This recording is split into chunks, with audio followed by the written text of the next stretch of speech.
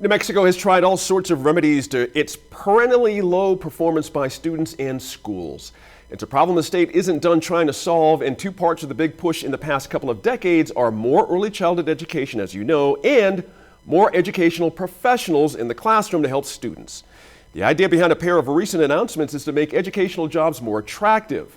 Let's start with early childhood education. The state wants to put qualified early childhood educators on the same pay scale as teachers.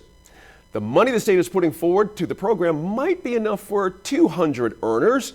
And Senator Feldman, does this seem like a fully formed policy, more of a trial effort, or kind of looking down at the future at the horizon and a pretty good idea? Where do you fall on this?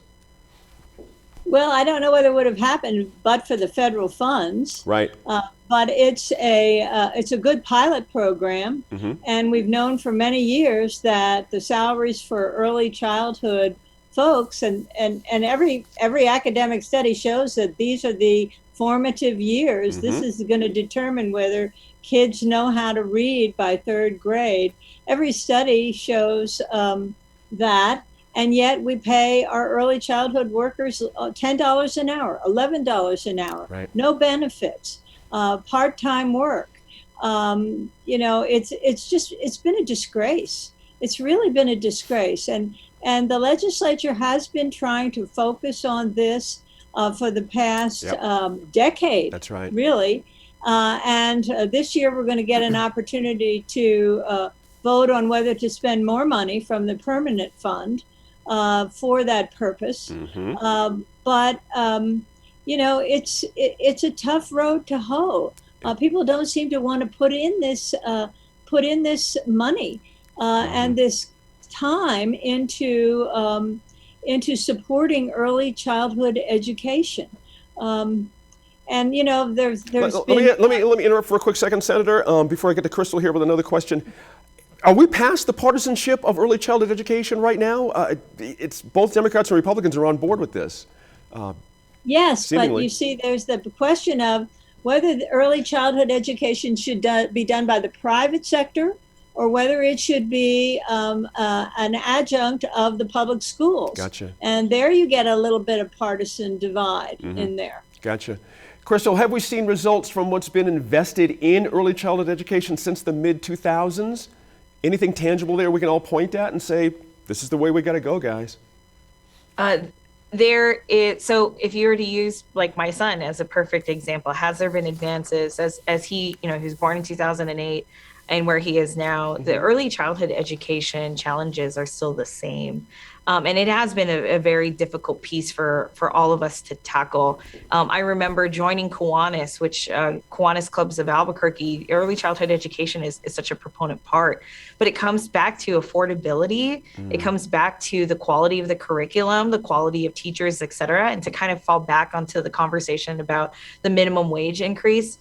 Even though I'm a small business owner and I know how difficult minimum wage increases can be, anything that's state government related can be very difficult to increase the minimum wage, because then, yes, I understand that Olay, for example, in the story from the New Mexico Political Report, they're saying that Olay is pushing for $400 billion for childcare programs in a federal infrastructure bill that will help childcare workers earn at least $15 an hour. There are some mental health therapists that don't even receive $15 an hour.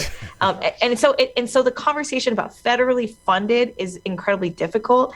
And then you have to talk about, if it even goes back to privatization for early childhood education, the business costs will start to go up. Then it gets passed on to the individual parent or the families themselves, and they can't even afford it to begin with. We've got to find a better way for public-private partnerships in order to increase early childhood education. And most importantly, go back to, and this goes back to what Representative Kay Wonkua, the new representative, goes back to. If you're trying to solve a policy issue when it comes to education, it's got to be related back to the community. What can we do for our communities to help them be a part of the culture change of early childhood education while going back to the teachers? The teachers need to be a part of that conversation, which they're often excluded from, period. Good point there. The other investment, Dan McKay, is in teaching assistants.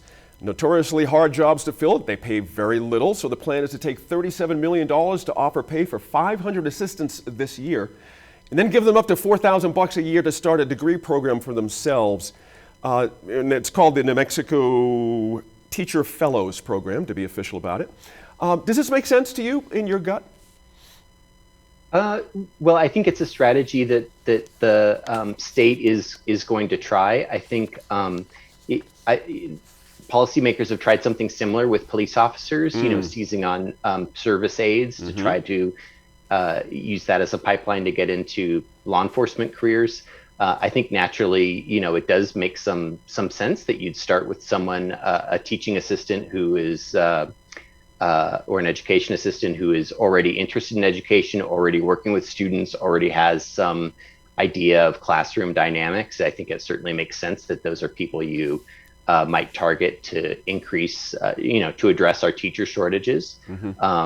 So we'll see. I mean, this is kind of a recurring theme. New Mexico is struggling with shortages in certain professions. Doctors, educators, police officers. And this is a tool to see if we can address the teacher shortage. Senator, one of the important things to note here is the state hopes that districts who get these fellows we're talking about as part of the program will not just take a free teacher's assistant, but use some of their own money that the state's going to give them to boost pay. It seems to me that's almost a must-do for this thing to work, as Dan just related. I mean, we have a history of if something's going to get better, you have to put better pay on the table. Are we at that point where we all just fundamentally understand that now?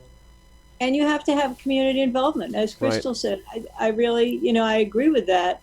And I think also, if you go to any school, teaching assistants are already an important part of that school community. And they're doing a lot.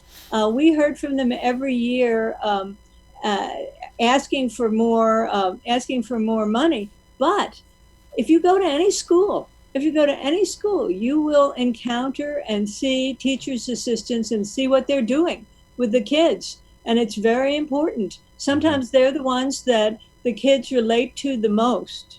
And there's a consistency there with the assistants, knowing a few teachers. When you don't have that consistency, it's a problem. Crystal, New Mexico didn't lose as many teachers to retirement last year as was expected from the pandemic, but the state says districts were still short some 600 teachers last year.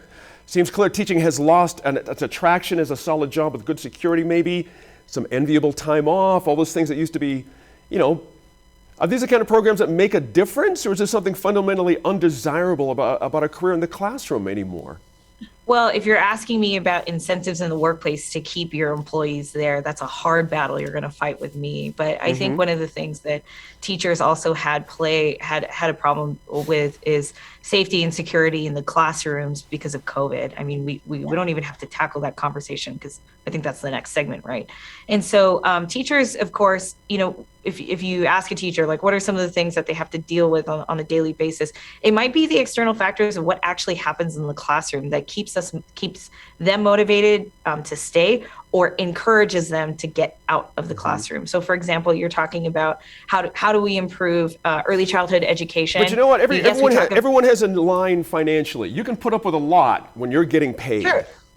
Sure. Most definitely. But remember, pay doesn't matter if the child still doesn't go to the classroom. Right. A lot of the districts are losing money because of the fact that kids are just simply not returning to school, and truancy rates and graduation rates are suffering. A lot of those problematic issues, I've always said this about early childhood education, is that a lot of the issues that happen in the classroom actually happen at home. And so if we're going to tackle the conversation of teacher shortages, early childhood education, et cetera, we have to tackle the challenges that happen at home and encourage a positive environment in terms of teaching kids in schools. Good point there to finish. Have to leave it there, but our opinion panel has one more turn this week. We'll be back in a few minutes to talk about the latest COVID news.